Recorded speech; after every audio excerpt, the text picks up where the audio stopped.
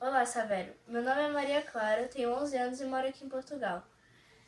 Aqui em Portugal eu assisto todos os jogos, até de madrugada. Mas quando eu vou ao Brasil eu não consigo assistir por causa do centroavante. Qual é a sua proposta para pessoas como eu e minha família, que mora aqui em Portugal, para um socioavante internacional? Tem mais uma pergunta, desculpa, só se puder já passar a segunda pergunta dela. Savério, eu tenho outra pergunta. Eu faço parte do Consulado Palmeiras Porto. E a gente tem muitos consulados pelo mundo. Eu sinto que a diretoria não procura a gente. Tipo, não quer saber da gente. Qual a sua proposta sobre isso? Então, Savério, a Clarinha, que é uma gracinha, ela faz parte do consulado. Lá em Lisboa tem mais gente ainda. Não sei se você sabe, mas tem Dublin, Chicago, Londres. É um negócio impressionante. Agora teve os 10 anos de Dublin, foi o Paulo Nobre e foi o Fernando Praz, numa grande festa. Mas assim, são completamente desprestigiados, esquecidos. Ninguém do Palmeiras, ninguém da diretoria, de marketing, o diretor do interior, então, eu acho até que ele detesta a gente. E a Clarinha fez duas perguntas importantes para você. Eu gostaria de te ouvir em relação a isso, para depois a gente tentar finalizar a entrevista. Olha, Beto, eu não sei efetivamente o que aconteceu que levou a esse desprestígio enorme dos consulados, né? Até considerando a importância e a relevância que os consulados têm e sempre tiveram na história do Palmeiras, sobretudo nos últimos anos. Eu lembro que na minha passagem pela diretoria de futebol, a gente sempre procurou o caminho inverso, o caminho de prestigiar os consulados, sobretudo quando a gente viajava, quando a gente ia jogar em outros lugares, Copa do Brasil, Campeonato Brasileiro, interior de São Paulo, onde a gente passava, a gente sempre recebia, mesmo em ambientes do futebol, né, em hotel de concentração, claro que com as reservas e observadas as determinações das comissões técnicas e as suas orientações, mas enfim, mas a gente sempre abriu, e claro que às vezes não dá para tudo, né?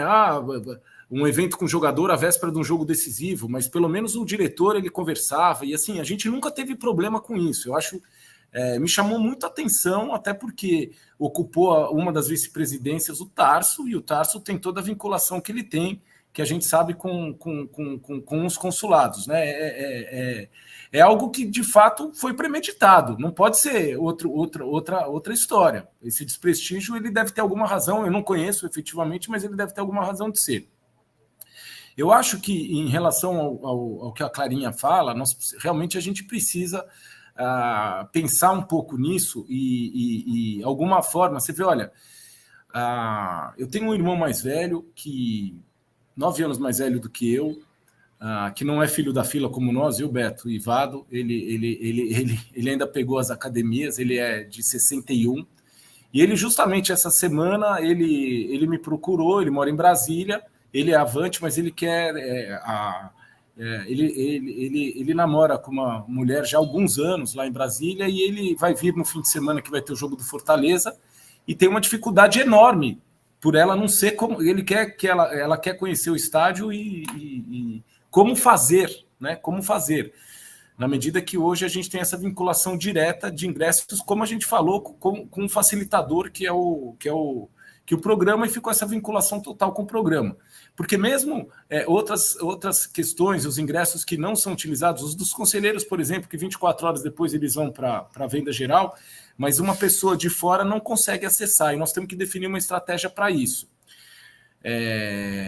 Eu até queria dizer, porque eu deixei, acho que agora eu me recordei que eu deixei o Dudu sem resposta, numa das suas primeiras perguntas, mas que se relaciona também ao tema do sócio-torcedor e a questão das votações, o exercício político Do sócio-torcedor. do sócio-torcedor, que é algo que a gente discute bastante também dentro do nosso grupo. Essa discussão... Eu lembro que esse ano nós fizemos uma reunião no feriado de 1º de maio, esse tema ele acabou sem consenso, mas ele evoluiu muito de lá para cá, e eu particularmente entendo, e acho que é o caminho que nós vamos tentar trilhar, na estipulação de classes de voto, porque também a gente tem que entender que esse sócio-torcedor pode sim exercer o seu direito político, sobretudo em matérias relacionadas ao departamento de futebol, mas não necessariamente eles devem ter ingerência no clube social, que é uma outra realidade, e uma realidade que não diz respeito a eles.